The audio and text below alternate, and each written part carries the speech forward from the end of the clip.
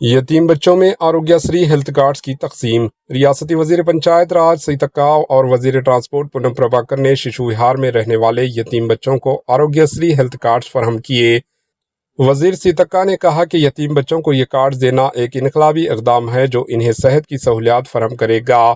اس سے قبل تمام یتیم بچوں کو حکومت کے تحت رکھا جاتا تھا اور اب انہیں آروگیہ سری کے ذریعے صحت کو مکمل کوریج دی جائے گی۔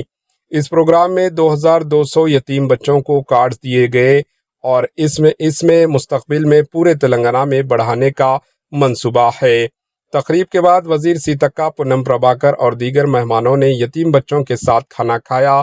اس موقع پر M P Anil Kumar Yadav, G H M C mayor Gadwal Vijaya Lakshmi, deputy mayor Sri Latha, collector Hyderabad Anudeep اور خواتین و بچوں کی فلاح و بہبود کے سیکریٹری بھی موجود تھے۔ Bureau report, H N news.